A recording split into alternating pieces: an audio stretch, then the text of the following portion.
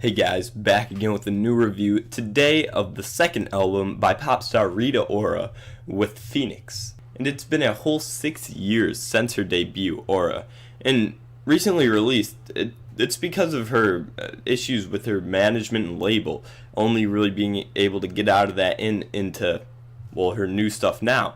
And this was, you could kind of tell just kind of by hints here and there, like how her debu's not on Spotify or anything.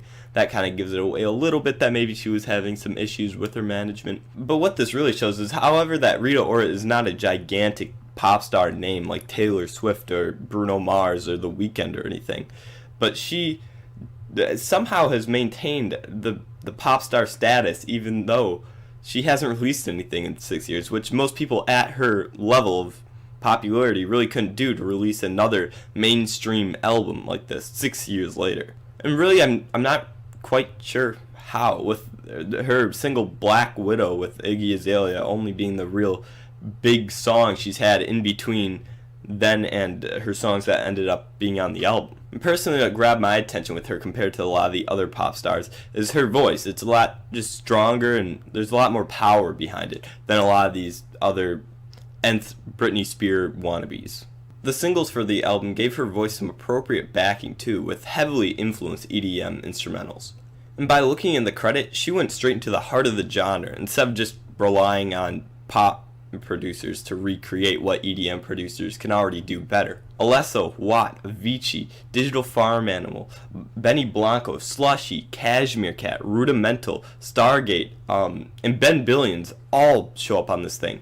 And that really just gives you an insight on what the framework looks like on this thing. The second single, Anywhere, opens up the album with Watt's signature guitar really just coming in right off the gate. And although it just sounds kind of like a regular pop song at first, it slowly transitions into those more EDM influences once the chorus picks up. A sharp funk with Rita vocal chops create a nice instrumental after every chorus in the song and bring it to a fantastic close to a fantastic start. The theme of love and relationships is really the only one that is prevalent on the entire album, appearing on this track as well as every single one other than one of the last two tracks, Keep Talking, featuring Julia Michaels. Keep Talking centers around drama and hate and Rita's and Julia's ability and self-control to not give in and fuel it. The lead single, Your Song, appropriately set the theme as the lead single. In the context of the album, it is like 5 tracks in and doesn't really give as much insight as it does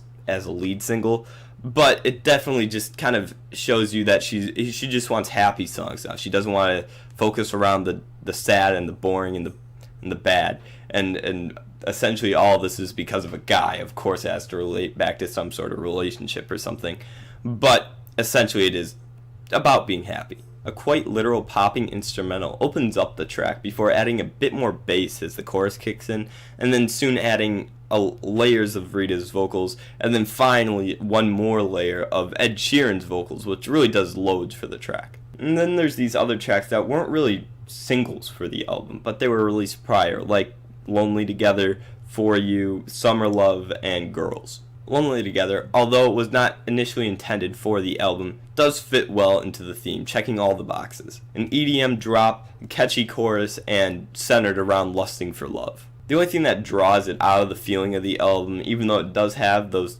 boxes checked, is that it was on Avicii's EP. And so every time it comes on, it takes me to a different place in time. I don't think of Rita Ora's album, I think of Avicii's last EP. Hell of a Life, the closer on the regular version of the album, pairs Rita with another drop, this time centered around a more guitar-driven instrumental, presumably by Watt.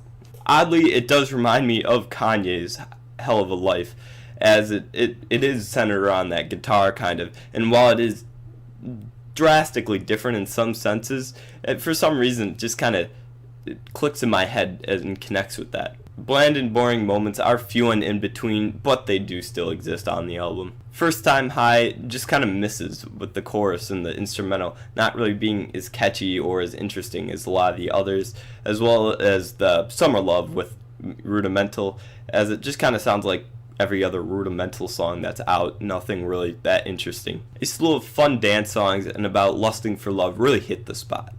occasional slip-ups do appear, but don't really deter that album that much. And so in the end, I'm going to give this album an 8. So let me know what you guys thought of the album, what I should review next. Make sure to like, comment, and subscribe. And follow my Twitter and SoundCloud in the description below. And I will talk to you guys next time. See ya. Bye.